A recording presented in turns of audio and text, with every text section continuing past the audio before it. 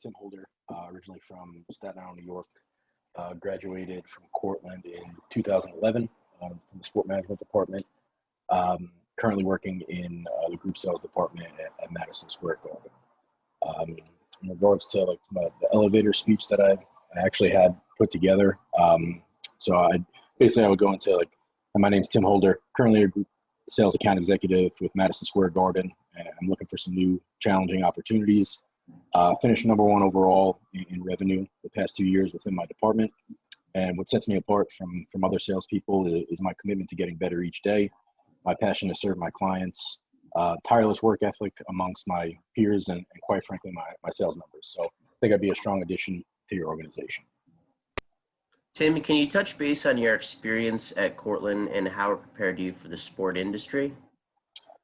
Yeah, so I mean, going into college, I wasn't sure what I wanted to do.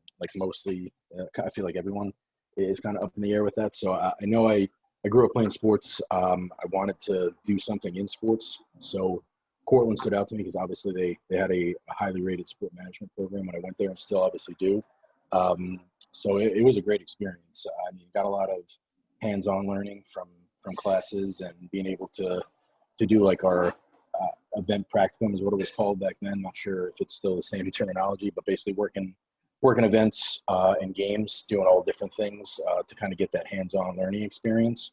And then just from all the teachers that have had that actually work in sports and have had the real life experience, I thought that was super helpful and knowledgeable on what to look for once we eventually did graduate and got through my internship. Tim, could you speak on your internship role with the New York Mets and your current role responsibilities with the Madison Square Garden Company?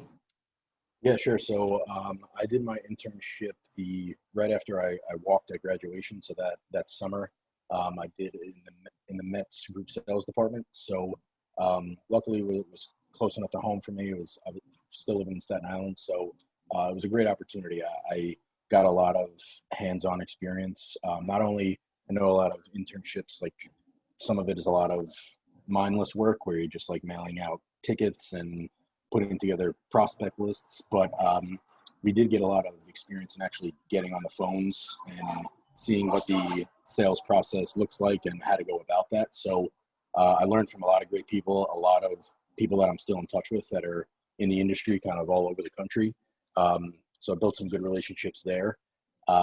And that kind of led me to, I got my first job in minor league baseball with the Staten Island Yankees. That was about probably 2 or 3 months after I finished my internship with the Mets. I was in mainly their group sales department, but pretty much in minor league baseball, you kind of sell everything and do a lot of stuff just in general, from pulling tarp to staying late to make phone calls. I mean, there's a lot in minor league baseball. It's a great place to start because you kind of get your hands on a lot of different departments and get to use a lot of your toolkit early. From there, I was there for about 2.5 to 3 years, and then I went over to Barclays Center actually in their group sales department, selling their sporting events other than the Nets and also their family shows. So I was there for wasn't very long, for about 8 months, and then ultimately some folks that I worked with in Staten Island at the Staten Island Yankees were at the Garden at the time, and they had some openings in their group sales department, and that was about 5.5 years ago now. So been there ever since. Just a real key thing is just relationship building and all the contacts you can build throughout not only your career but also in college too. Is super important, because if I didn't have those relationships with the folks that I did in Staten Island, I don't think I would have gotten a call from MSG. So it was good to have that. And then my current responsibilities are, I'm in the group sales department, so I'm mostly focused on the Knicks and Rangers and selling group tickets, but also we sell everything. So I'm full menu. We sell season tickets, suites, group tickets to not concerts, but other sporting events like college basketball, wrestling, Big East tournament, you name it. So, and also we handle the Christmas Spectacular show at Radio City with group tickets for that as well. So it's nice to have a full menu of things to offer to people, so you can kind of have different conversations along the way. Most valuable lesson taken from Cortland? Hmm, good question. I know I talked about it already, but like just relationship building, being able to, I worked with Professor Seifried pretty closely. I TA'd for him a few years and had a good relationship with him.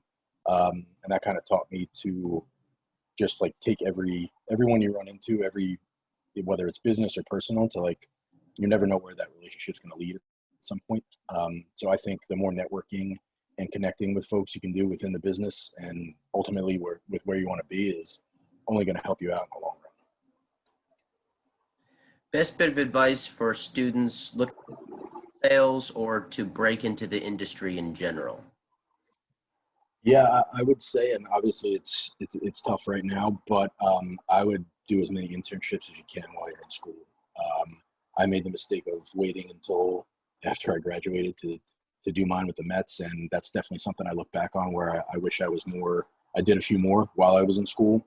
So I would say that's how you're gonna get your name out there, right? Like you're gonna work in some different places, and if you're good at what you do and you have a good personality and you're just a good person overall, like that's gonna pay dividends down the road. Um, so I would definitely look into that, and same thing with just networking with as many people as you can. I like currently at MSG, like I reach out to a lot of people in different departments to kind of just pick their brains and learn how they got what they got. And like, don't be afraid to like reach out to someone and ask for like some time on their calendar. Like I thought that way when I first started at MSG. I was like, this person doesn't want to speak to me. Like everyone in the industry like wants to help you out. So I wouldn't be afraid to reach out to people, obviously Cortland alumni that are in the sports space or wherever you want to be. Be as aggressive as you want. Favorite course taken at Cortland? Uh, I really like sport law, actually. I didn't get into obviously law or anything, but Professor Snyder, when he was there, um, he was very engaging, and I really liked the class. It was very informative. If I had to pick one, that would be it. Favorite sports movie? Favorite sports movie? Um, that's a tough one. I'm going to leave so many off the list, but I have to go with, I'd say Major League. So it's late at night, you're relaxing, you just got home.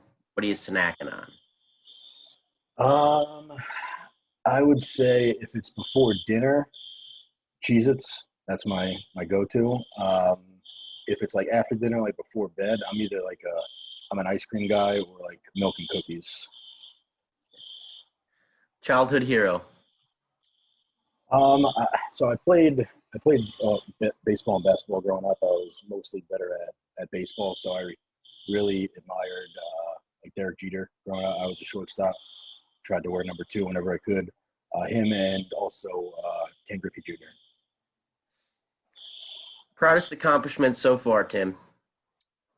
Um, I would say just getting to. I've been at the Garden for a while now, and there's been a ton of change since I've been there, and still been able to produce at a high level, sales wise. So I would say just getting to where I am right now has been my greatest achievement so far.